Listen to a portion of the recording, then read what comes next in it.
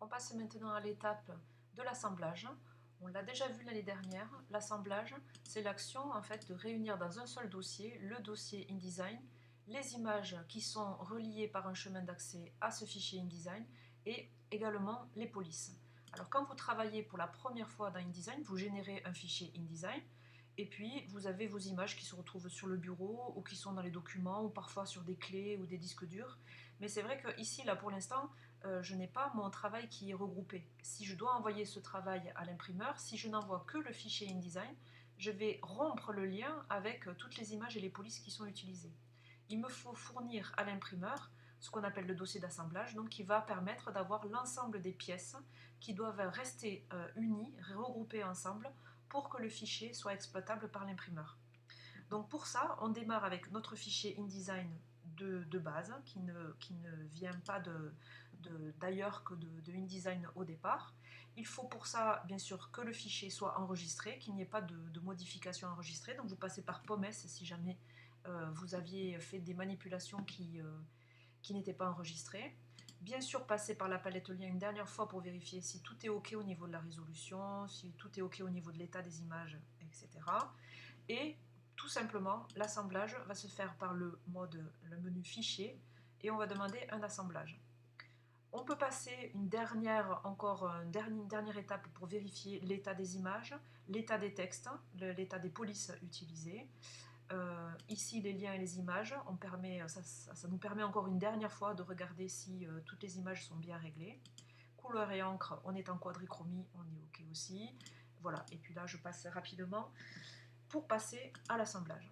Vous pouvez laisser votre carte de visite, en fait ça a été utilisé pendant longtemps, mais aujourd'hui on a des mails, on a d'autres moyens de communication, mais à une époque c'est vrai qu'on mettait des instructions, c'est-à-dire c'est une sorte de carte de visite pour pouvoir être contacté par l'imprimeur en cas de problème d'impression. On laisse ça comme ça et on demande à continuer. Là, on me demande où je veux mettre mon assemblage. Je vais le placer sur le bureau pour y avoir accès et le retrouver facilement. La plupart du temps, l'assemblage, il est généré à partir du nom du fichier Croix-Rouge. Donc ça, c'était le nom dans InDesign, c'était le nom de mon fichier InDesign. Et en fait, l'assemblage est marqué par un autre mot qu'il rajoute devant, qui est le mot dossier, qui me permet de bien comprendre que c'est dans un dossier que l'assemblage va être généré. Je demande à copier les polices à l'intérieur de l'assemblage, à copier les graphiques, c'est-à-dire les images, actualiser les liens graphiques dans l'assemblage. Effectivement, s'il y avait eu encore des petites modifications, InDesign me permet de l'intégrer.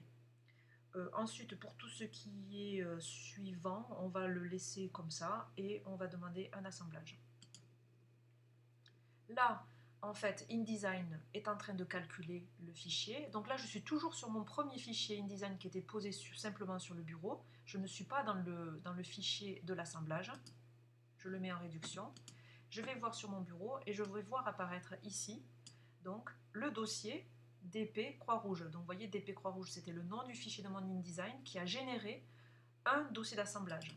À l'intérieur de ce dossier d'assemblage, donc là, je suis à l'intérieur de ça. Je retrouve exactement le même fichier que ici. Et dans les links, exactement les mêmes images qui se trouvaient ici sur mon bureau. Alors attention, ce sont deux choses différentes. Ce qu'il y a dans mon dossier, c'est une chose. Ce qui est sur mon bureau, c'est une autre chose. À partir de maintenant, j'ai en fait les informations en deux exemplaires. C'est ce que j'appelle les doublons. Et donc là, il faut faire attention à ne pas garder des doublons. Je m'explique. Ce fichier-là, Croix-Rouge, c'est exactement la même chose que celui-ci. Mais si je conserve à la fois un fichier là et à la fois un fichier dans mon dossier, je vais peut-être générer des erreurs si je commence à faire des modifications dans l'un et puis pas dans l'autre, et puis qu'après je reviens sur celui-là. Vous risquez de vous perdre. Donc je donne toujours la consigne de supprimer les doublons. À partir du moment où j'ai fait mon dossier d'assemblage, j'ai mon fichier InDesign et mes links, c'est-à-dire mes images liées. Tout ce qui a été fait au départ, là, qui m'a permis de créer mon dossier d'assemblage, je le supprime. Je le place dans la corbeille. Voilà. Et je ne garde que mon dossier d'assemblage dernièrement, fraîchement réalisé. Ça me permet d'éviter tout problème. Et c'est ce que vous allez rendre à l'imprimeur, c'est ce que vous allez donner à l'imprimeur, et c'est ce que vous rendez en devoir sur le réseau quand je vous demande de me rendre votre travail. D'ailleurs, le travail que je vous demande de me rendre, vous allez générer ce dossier-là d'assemblage, et c'est ça que vous allez me rendre. Vous allez le compresser, Voilà. Et c'est ce dossier compressé-là que vous enverrez par mail pour me rendre à midi dans la matinée. Avant de compresser le fichier, on va voir maintenant comment on génère un PDF que l'on va rentrer à l'intérieur de l'assemblage.